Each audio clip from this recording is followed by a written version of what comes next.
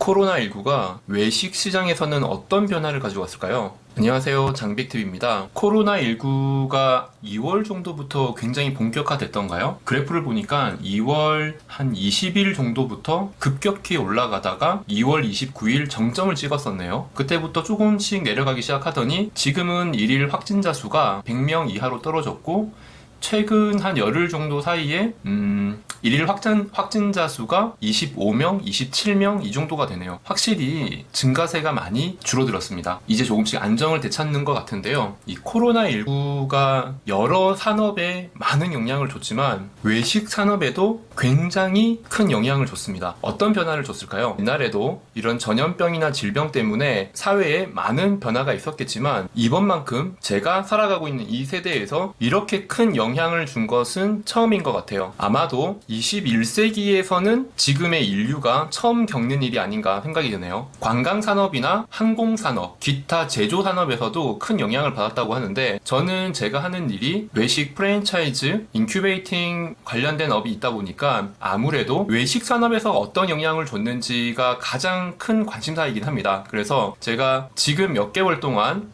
이 코로나로 인한 외식 시장의 변화를 조금씩 정리를 해봤는데요. 어떤 변화가 있었는지 소개를 시켜드리려고 합니다. 첫 번째로는 누구나 느끼시겠지만 흔히 들리는 뉴스이기도 하지만 외식에 대한 가장 큰 변화는 외식이 많이 줄었다는 거죠. 아무래도 외출에 대한 두려움도 생기고 외출을 하게 되면 사람들과 사회적 거리가 좁아지기 때문에 그런 외식 횟수가 줄어드는 것은 당연한 일이겠죠. 그로 인해서 변화한 것이 HMR 산업의 급상승하는 부분이에요. HMR 산업이 급상승했다는 거죠. 외식이 줄었다고 해서 손수 요리를 하듯이 다 만들어 먹는 것은 아니었던 겁니다. 집으로 들어가는 길에, 퇴근하는 길에 마트에 잠깐 들러서 간단하게 집에서 조리해서 먹을 수 있는 것들을 구매를 하는 거죠. 저 역시 외식은 안 하더라도 집에서 만들어 먹기는 많이 귀찮잖아요. 그러다 보니까 햇반이라든지 간편한 즉석 조리식품들, 이런 것들을 많이 찾게 되더라고요. 두 번째, 외식이 준 것만큼 배달 음식 산업이 굉장히 커졌죠. 충분히 예상은 되는 부분이지만 외식을 안 한다고 하는 것은 HMR 산업이 발전한 것처럼 만들어 먹겠다라는 의지가 생긴 건 아닌 것 같아요. 밖에서 먹지 않는다 뿐이지 시켜서 먹는 횟수가 많이 늘어났습니다. 제가 개인적으로 생각하기에 왜 만들어 먹지 않고 이런 시기에도 배달을 시켜서 먹는가 생각을 해봤는데, 아마 비슷하게 느끼실 것 같아요. 우리가 마트에 가서 장을 봐가지고 먹는다고 하더라도 만들어 먹는 게 그렇게 저렴하게 계산되지가 않잖아요? 만들어 먹는 게 그렇게 싸게 치지가 않더라고요.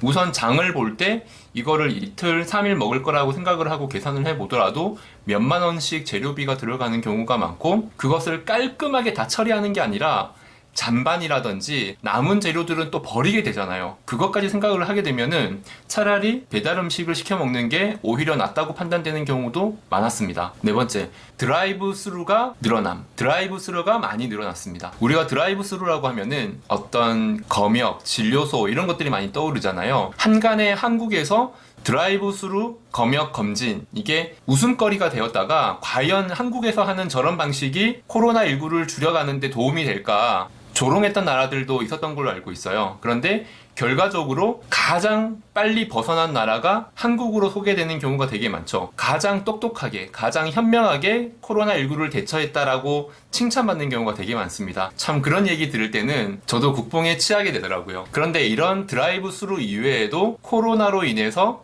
외식 시장에도 이런 것들이 더 활성화가 되고 코로나를 잡는데 더 큰 영향을 줬던 외식 드라이브 스루, 맥도날드, 버거킹, 패스트푸드나 스타벅스, 커피, 카페 이런 곳에서 이제는 좀 많이 활용을 하고 있죠. 예전에 저도 굳이 차 안에서까지 주문할 필요가 있을까라고 생각을 하고 눈에 보여도 많이 살 일이 없었는데, 요즘은 이렇게 비대면에 대한 필요성도 많이 느끼고 있고 간편하게 주문을 하는 게 이제는 건강에도 도움이 되는 시기이다 보니까 자연스럽게 많이 이용하게 되는 것 같아요. 아마 이제는 규모가 있는 외식 공간에서는 드라이브 스루에 대한 시설에 대해서도 고민을 하게 될 것 같아요. 네 번째로는 이번 코로나 사태로 인해서 대형 매장보다는 소형 매장 쪽으로 고객이 쏠리는 현상이 좀 있었던 것 같아요. 아무래도 사회적 거리에 대한 두려움이 많이 생기고 그거에 대한 경고를 많이 하다 보니까 작은 소형 매장 쪽으로 오히려 좀 몰리는 현상이 있었던 것 같아요.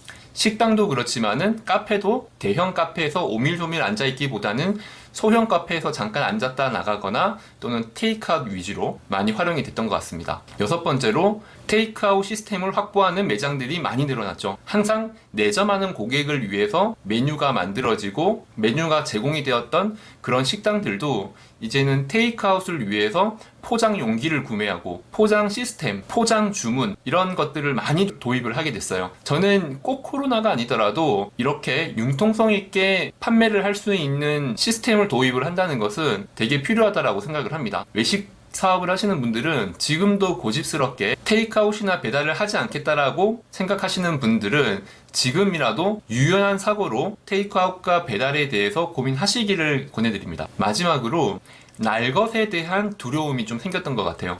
사실은 날것과 코로나는 큰 연관성이 없는데도 코로나 회 이렇게만 검색을 해보더라도 이렇게 코로나가 심각한데 회를 먹어도 될까요? 날것을 먹어도 될까요?에 대한 지식인의 글이 생각보다 많더라고요. 그래서 코로나와 회는 아무런 관련이 없는데도 아무래도 열을 가하지 않은 음식이다 보니까 혹시라도 코로나균이 연상이 되어서 그런 건지 약간의 두려움이 생기는 것 같아요. 날것에 대한 두려움. 코로나가 소비자에게 알려준 불안감입니다. 결론은 이번 코로나로 외식시장에서 반드시 준비해야 하는 것들을 DOT로 정리할게요. 닷을 준비하라. 딜리버리, 온라인, 테이크아웃. DOT에 대한 준비가 다음에 비슷한 위기가 오더라도 이렇게 당황하지는 않을 겁니다. 이상 장백TV였습니다.